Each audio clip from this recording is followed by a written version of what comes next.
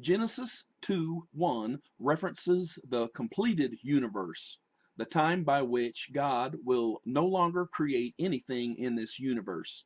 See my previous video, which discusses Genesis 2:1. The seventh day will be eternal.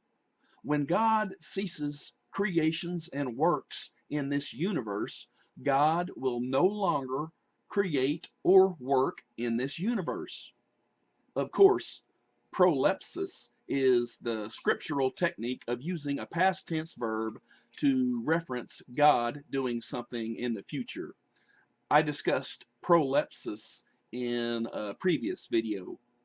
In the future, God will start resting at the start of the seventh day, and then the seventh day will last forever. Understanding that Genesis 2:1 references the completed universe is a scriptural fact that should be understood in conjunction with the related fact that the seventh day will be eternal. The key phrase, evening and morning, does not appear anywhere in Genesis 2:1 through 4. However, the phrase evening and morning does appear in Genesis 1:5, Genesis 1:8, Genesis 1:13, Genesis 1:19, Genesis 1:23, and Genesis 1:31. That phrase, evening and morning, does indicate finiteness, and that is why that phrase does not appear anywhere in Genesis 2:1 through 4, the seventh day passage. The seventh day will not be finite, it will be eternal.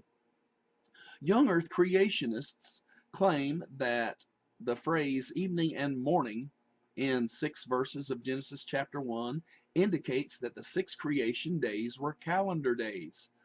But their claim is heresy against Exodus 20:11 and Genesis 2:1 and many Bible verses. See my previous video, Biblical Creation, Exquisite, Intricate. When you realize that the creation days were not calendar days, you realize that their evenings were not calendar day evenings and that their mornings were not calendar day mornings. People who reject these simple facts are the people who reject Exodus 20:11 and Genesis 2:1 and many Bible verses. Are you one of those heretics? And always remember that the Holy Bible repeatedly references mornings and evenings and nights that are not mornings or evenings or nights of calendar days. See the description box below. But the easiest way to see that the 6 creation days are not calendar days is to carefully study Exodus 20:11. God was the speaker in Exodus 20:11, and in Exodus 20:11, God proved that his 6 creation days were not calendar days. Maybe you just don't believe in God. As for the eternal seventh day, as soon as you realize that Genesis 2:1 and all of those Bible verses that you see on your screen collectively prove that the seventh day has not yet started in the way of preterism, you realize that the eternal quality of the seventh day independently proves that the creation days are much longer than calendar days.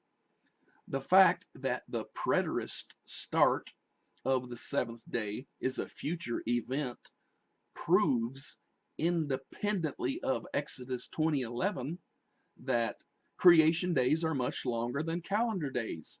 When you understand that the seventh day has not yet started, you realize that that means that at least one of the six creation days has not yet ended.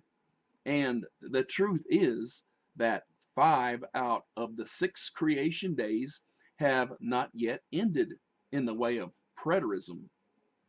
and Satan is horrified that the world will eventually understand all of this. The reason why Satan is so horrified of this is because the scientific community will understand that all of this proves that biblical creation is the perfect match for this universe, past, present, and future. The most brilliant scientists in this world will know that Jesus Christ is Lord.